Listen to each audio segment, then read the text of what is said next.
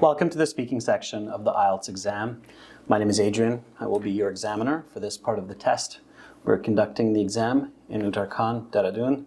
The time is 14 o'clock. I'm recording this for clerical and marking purposes. Let's begin. May I see your identification? Yes, of course. Here. Please take a look at my credentials. What is your full name? My name is Anurag Bishop. Please call me by my first name, Anurag. Okay, Anurag. For part one, I will ask you a couple of questions to get to know you better and some questions on a general topic. Do you work or study? I both work and study. Currently, I'm employed at a non-profit organization in Dehradun that focuses on environmental conservation. I'm also in my third year of biology at Open University in Uttarakhand. What do you do at the weekends? I usually spend my weekend exploring the natural beauty of Uttarakhand, sometimes volunteering for tree plantation drives, or just by visiting the educational institutions which are run by local community leaders. Or also, I like to spend some time with my family as well. Let's talk about your birthday. Can you tell me when your birthday is? Of course, my birthday is on 14th of June, 1998. How do you usually celebrate your birthday? I prefer either a low-key celebration with my close friends or family, or sometimes a big celebration with many friends. For some birthdays, I actually have a small get-together at home with traditional music and food. But for others, I actually go out with my friends to a restaurant and we party all night. So it's usually the one or the other. What did you do on your last birthday? Last birthday, I organized a community cleanup drive in Dehradun. And after that, I had a big party with many of my friends. We all went to a restaurant, had good food, drink, dance, and overall just a great time. And after that, I remember I felt really exhausted, but the next day I felt really happy about the last day. Do you have any special birthday traditions in your family? Yes. It is customary in my family to actually visit the temple in the morning, seek blessings. And after that, we make a special dish called halwa that we share with all our friends and family. What was your most memorable birthday? Oh yeah, the 21st birthday. It was the most memorable one. I remember I just graduated from college and my parents surprised me with a trip to Valley of Flowers in Uttarakhand. The breathtaking beauty and the serenity of the place made it so unforgettable experience. Is there a specific age in your culture that is considered especially significant or celebrated in a grand way? We consider the first birthday quite significant and is celebrated grandly. For another important age, I would say the 21st birthday, as it marks the transition into adulthood. Also for some, it's the 60th birthday, also called the Sashti Purti, marking the completion of 60 years. How have birthdays changed for you as you grew older? For me, as a child, birthdays had always been about gifts and parties. But as I grew older, they have become more about introspection, giving back to the community, and spending quality time with my friends and family. Last year, I had a big party with 10 close friends of mine, and I remember it was truly memorable. If you could ask for any gift for your next birthday, what would you ask for and why? I would ask for a rare sapling of indigenous tree. I have become very passionate about preserving the flora of Uttarakhand.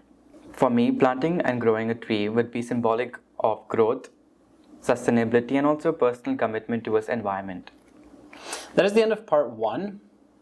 We will now continue with part two. Do you want to master English quickly and learn to speak like Anurag for your next IELTS speaking exam? Well, I've got a great tool for you. Practice and prepare for the speaking section and other parts of the IELTS exam to reach those exceptional scores.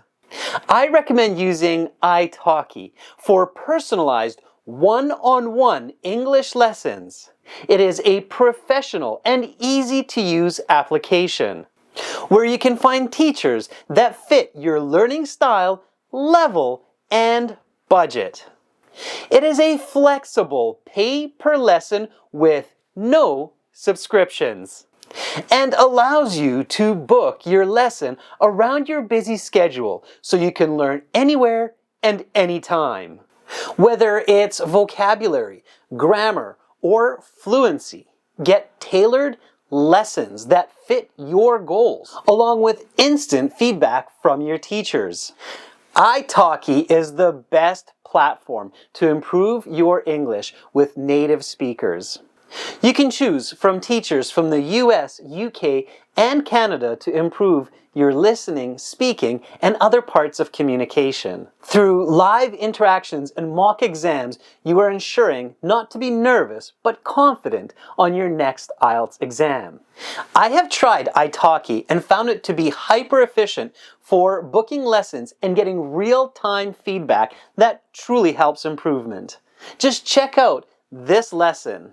Nice to meet you, Adrian. What did you do last weekend? Well, last Saturday, I met up with some of my friends and we went to a hike on a mountain that's about a 30-minute drive from my home. And then after that, I relaxed with a movie and a warm cup of tea. On Sunday, I got ready. italki has provided you with a great promo code.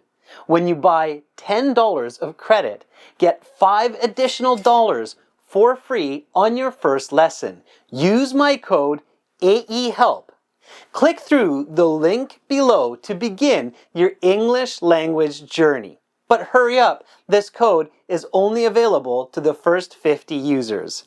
Now, back to the rest of the interview and the lesson with tips to get those high scores. We will now continue with part 2. Sure. For this part, I will show you some questions. You will have 1 minute to look at these questions, read them, think about your answers. You can take notes in this 1 minute preparation time. You have some note paper and your pencil there.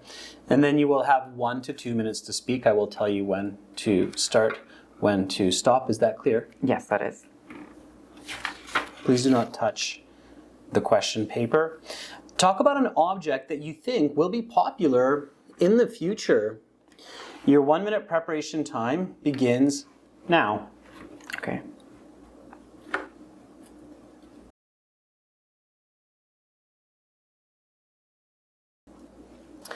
Your 1 minute preparation time is up. Please begin speaking. All right. A product I would like to talk about is a portable water purifier stick. Given the growing concern of clean drinking water worldwide, especially in India, including Uttarakhand, where water sources are under threat, such a device would be indispensable in the society. This water purifier stick would be a compact device, just about the size of a pen. It would be small but have the capability to actually purify water from any sources, making it safe to drink. It'll use a combination of UV light and filtration system, all powered by solar energy. I believe this product would mainly be manufactured in tech hubs like Bangalore, or given our growing expertise in sustainable technology. However, considering its utility, it will be also sold worldwide. It will be sold online as well, given the major convenience of online e-commerce stores. But I also foresee it being available in local stores, especially in areas where there is acute water problems. And I estimate in the next 5 years, this product will be mainstream. With rapid urbanization and water sources becoming more polluted, there will be a growing demand of clean personal portable water purifiers. And during this time, this product would skyrocket. People will carry these water purifier sticks wherever they go, for hiking, traveling, or even for their day-to-day activities. Just a swirl in a glass of water would actually purify it and making it safe to drink. Also, I believe the importance of this product is twofold in the future. Firstly, the undeniable need for clean drinking water, and secondly, the ease of use and the portability, making it a preferred choice over other cumbersome large water purifiers that are available in the market. Also, as per its impact on the society, I believe it will not only ensure better health, but also will reduce the dependency on bottled waters, which will actually be significant in reducing plastic waste. In places like Uttarakhand, where I come from, it will turn to be a lifesaver during natural calamities when access to clean drinking water is a big challenge. That is the end of part 2. We will now continue with part 3. I'm going to take back the questions. Please put your note paper to the side, turn it over, your pencil as well. Notice how Anurag maintains his confidence and composure throughout the speaking. One way he does this is by confirming his answers before giving explanations. A lot of questions in part 1, 2, and 3 ask for the opinion of the speaker. He uses terms like yes, it has, certainly, of course, definitely, absolutely throughout the full interview. This immediately confirms that he understood the question and he's about to give a detailed answer with explanation. Use these terms like certainly, definitely, absolutely, or the opposite, I don't think so, not in my opinion. These will help to start your fluency. Another effective and subtle skill used by Anurag in part 2 to maintain fluency is body language. Notice his use of props, in this case, the pencil. Watch how he waves the pencil as he gives his explanation. During part 2, using a prop like holding the pencil in your hand or taking a sip of water can definitely help to calm the nerves and maintain focus. Would you like to know your speaking level? Practice answering the part 2 question in this video. Record your MP3 and send it to this email address, also in the video description below. We will give you a free band score estimate. You will find many effective tools on our website at aehelp.com and gieltshelp.com to master the IELTS. When you're ready, consider joining our premium package for a truly amazing learning experience. Now, on to part 3. And now we'll ask you questions related to the topic of part 2. Let's talk about predicting future merchandise. How do societal needs influence the popularity of certain objects? Societal needs play a paramount role on the influence of a product. For instance, in Uttarakhand, where I come from, there are certain times during the year where there is a scarcity of clean drinking water. During these times, there is a growing demand for personal water purifiers. When a product or an object actually addresses a pressing societal need or improves the quality of life, it gains more traction. In your opinion, are there sectors or industries that are more prone to producing objects that gain popularity quickly? Yes, in my observation, I believe the tech and the health sector often make products that gain popularity very quickly. I would say with rapid advancement in technology, products that cater to connectivity, convenience, and health are actually embraced by the masses very quickly. Smartphones from the tech sector is a classic example. Do you think the environmental impact of an object plays a role in its acceptance and popularity in today's world? Absolutely. Nowadays, people are becoming very environmentally conscious. For instance, in Uttarakhand, from where I come, we are very closely connected to the nature. The decline of plastic straws and the rise of bamboo straws, metal straws, and reusable bags are a case in this point.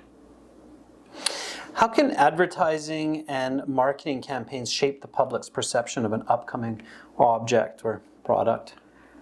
Advertising and marketing have a significant role in changing the perception of the people. They not only introduce the product, but they also instill a sense of emotion or value with it. For instance, if a product is marketed by showcasing the characteristics of Himalayan mountain purity and tied to regional sentiments, it might resonate more with people from Uttarakhand. Can cultural differences affect the popularity and use of certain objects in different regions of the world? I believe so. I believe cultural norms, beliefs, and tradition actually dictate the acceptance of certain objects in the society. For instance, the use of chopsticks in East Asia would be a commonplace, but the same in the Indian household on a daily basis would not be used. What roles do governments and policies play in the acceptance and distribution of new innovations?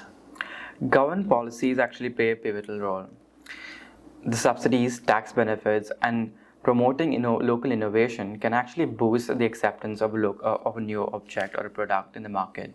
For instance, the Indian government's push for solar energy products has increased the acceptance of solar powered products in the recent years.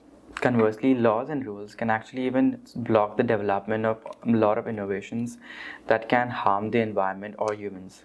How have historical predictions about popular future objects turned out?